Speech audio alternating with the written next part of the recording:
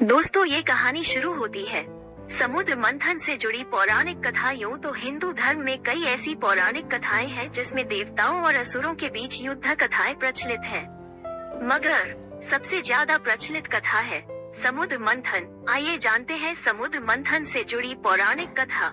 एक बार दुर्वासा ऋषि एवं उनके शिष्य शिव जी के दर्शनों के लिए कैलाश पर्वत की ओर जा रहे थे। मार्ग में उन्हें देवराज इंद्र मिले। इंद्र ने दुर्वासा ऋषि और उनके शिष्यों का बहुत ही आदर सत्कार किया, जिससे दुर्वासा ऋषि अत्यंत प्रसन्न हुए और उन्होंने इंद्र को विष्णु भगवान का पारिजात पुष्प दिया। धन संपत्ति वैभव एवं इंद्रासन के गर्व में चूर इंद्र ने उस पारिजात पुष्प को अपने प्रिय हाथी ऐरावत के मस्तक पर रख दिया। उस पुष्प का स्पर्श होते ही ऐरावत हाथी सहसा ही विष्णु भगवान के समान तेजस्वी हो गया। उसने इंद्र की अवहेलना कर दी और उस दिव्य पुष्प को कुचलते हुए वन की ओर चला गया। इंद्र को दिए आशीर्वाद के रूप में भगवान विष्णु के पुष्प का तिरस्कार होते देखकर दुर्वासा ऋषि अत्यंत क्रोधित हो गए। उन्होंने देवराज इंद्र को श्री लक्ष्मी से हीन हो जाने का शाप दे दिया।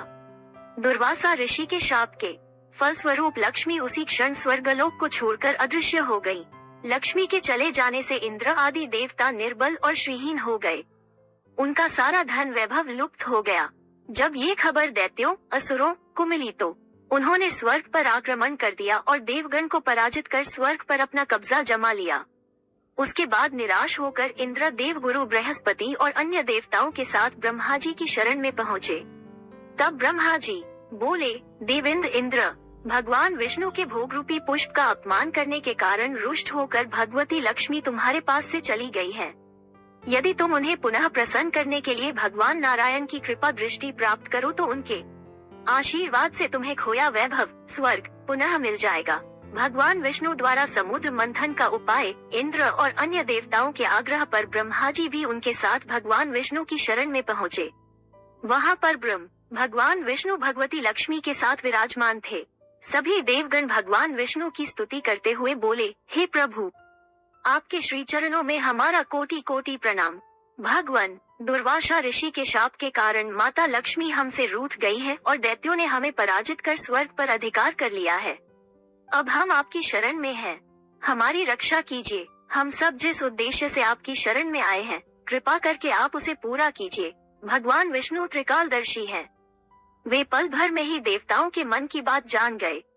तब वे देवगणों से बोले, मेरी बात ध्यान पूर्वक सुने। दैत्यों पर इस समय काल की विशेष कृपा है, इसलिए जब तक तुम्हारे उत्कर्ष और दैत्यों के पतन का समय नहीं आता, तब तक तुम उनसे संधि कर लो, क्योंकि केवल यही तुम्हारे कल्याण का उपाय है।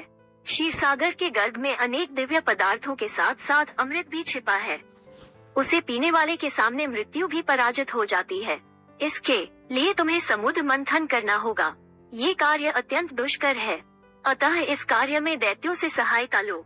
कूटनीति भी यही कहती है कि आवश्यकता पड़ने पर शत्रुओं को भी मित्र बना लेना चाहिए। तत्पश्चात अमृत पीकर अमर हो जाओ, तब दुष्ट दैत्य भी तुम्हारा हित नहीं कर पाएंगे। वे जो भी शर्त रखें, उसे स्वाकीर कर लो। ये बात याद रखो कि शांति से सभी कार्य बन जाते हैं, क्रोध करने से कुछ नहीं होता। भगवान विष्णु के परामर्श के अनुसार इंद्रादि देवगण दैत्यराज बलि के पास संधि का प्रस्ताव लेकर गए और उन्हें अमृत के बारे में बताकर समुद्र मंथन के लिए तैयार कर लिया। समुद्र मंथन के लिए समुद्र में मंदराचल को स्थापित कर वासुकी नाग को रस्सी बनाया गया। तत्पश्चात दोनों पक्ष अमृत प्राप्ति के लिए समुद्र मंथन करने लगे। समुद्र मंथन से निकला अमृत पाने की इच्छा से सभी बड़े जोश और वेग से मंथन कर रहे थे। सहसा तभी समुद्र में से कालकूट नामक भयंकर विष निकला। उस विष की अग्नि से दसों दिशाएं जलने लगी। समस्त प्राणियों में हाहाकार मच गया। उस विष की ज्वाला से सभी देवता तथा दैत्य जलने लगे और उनकी कांति फीकी पड़ने लगी। इस पर सभी ने मिलकर भगवान शंकर से प्रार्थना की। उनकी प्रार्थना पर महादेव जी उस विष को हथेली पर रखकर उसे पी गए, किंतु उसे कंठ से नीचे नहीं उतरने दिया। उस कालकूट विष के प्रभाव से शिव जी का कंठ नीला पड़ गया, इसीलिए महादेव जी को नीलकंठ भी कहते हैं। उनकी हथेली से थोड़ा सा विष पृथ्वी पर टपक गया था, जिसे सांप, बिच्छू आदि विषैले जंतुओं ने ग्रहण कर लिया। फिर से समुद्र मंथन प्रारंभ हुआ और इस बार दूसरा रत्न कामधेनु गाय निकली, जिसे ऋषियों ने रख लिया। फिर उच्चैश्रवा घोड़ा निकला, जिसे दैत्यराज बलि ने रख लिया।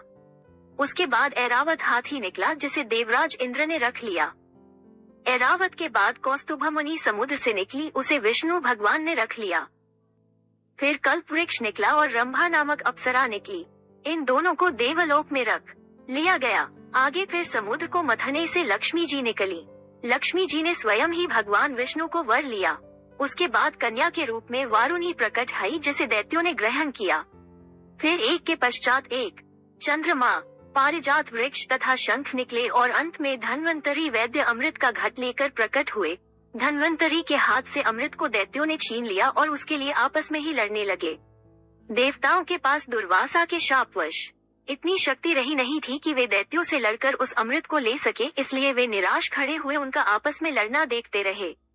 देवताओं की निराशा को देखकर भगवान विष्णु तत्काल मोहिनी रूप धारण कर आपस में लड़ते दैत्यों के पास जा पहुँचे। उस विश्व मोहिनी रूप को देखकर दैत्य तथा देवताओं की तो बात ही क्या, स्वयं ब्रह्मज्ञानी कामदेव को भस्म कर देने वाले भगवान शंकर भी मोहित होकर उनकी ओर बार बार देखने लगे। जब दैत्यों ने उस नवयौवना सुंदरी को अपनी ओर आते हुए देखा, तब वे अपना सारा झगड़ा भूलकर उसी सुंदरी की ओर कामासक्त होकर एकटक देखने लगे। वे दैत्य बोले, आओ शुभगे, तुम्हारा स्वागत है, हमें अपने सुंदर कर कमलों से यह अमृत पान कराओ। इस पर विश्वमोहिनी रूपी विष्णु ने कहा, हे देवताओं और दानवों, तुम दोनों ही महर्षि कश्यप जी के पुत्र हो, फिर भी परस्पर लड़ते हो। मैं तो स्वेच्छाचारिणी स्त्री हूँ। बुद्धिमान लोग ऐसी स्त्री पर कभी विश्वास नहीं करते, फिर तुम लोग कैसे मुझ पर विश्वास कर रहे हो? अच्छा यही है कि स्वयं सब मिलकर अमृतपान कर लो। विश्वमोहिनी के ऐसे नीति कुशल वचन सुनकर उन कामाद दैत्यों, दानवों और असुरों को उस पर और भी विश्वास हो गया। वे बोले, सुंदरी, हम तुम पर पूर्ण विश्वास है। तुम जिस प्रकार इस अमृत बांटोगी, हम उसी प्रकार अमृतपान कर लेंगे। तुम ये घट लो और हम सभी में अमृत वितरण करो। विश्वमोहिनी ने अमृत घट लेकर देवताओं और दैत्यों को अलग अलग पंक्तियों में बैठने के लिए कहा। उसके बाद दैत्यों को अपने कटाक्ष से मदहोश करते हुए देवताओं को अमृतपान कराने लगे। दैत्य उनके कटाक्ष से ऐसे मदहोश हुए कि अमृत पीना ही भूल गए। भगवान की इस चाल को राहु नामक दैत्य समझ गया। वो देवता का रूप बनाकर देवताओं में जाकर बैठ गया और प्राप्त अमृत को मुख में डाल लिया। जब अमृत उसके कंठ में पहुंच गया, तब चंद्रमा तथा सूर्य ने पुकार कर कहा कि ये राहु दैत्य है। यह सुनकर भगवान विष्णु ने तत्काल अपने सुदर्शन चक्र से उसका सिर गर्दन से अलग कर दिया। अमृत के प्रभाव से उसके सिर और धड़ राहु और केतु नाम के 2 ग्रह बनकर अंतरिक्ष में स्थापित हो गए। वे ही बैर भाव के कारण सूर्य और चंद्रमा का ग्रहण कराते हैं। इस तरह देवताओं को अमृत पिलाकर भगवान विष्णु वहां से लोप हो गए। उनके लोप होते ही दैत्यों की मदहोशी समाप्त हो गई। वे अत्यंत क्रोधित हो देवताओं पर प्रहार करने लगे। इस बार सभी देवराज अपनी शक्ति वापिस पा चुके थे, अतः उन्होंने दैत्यों को परास्त कर अपना इंद्रलोक वापस प्राप्त कर लिया। कृपया चैनल को सब्सक्राइब करें।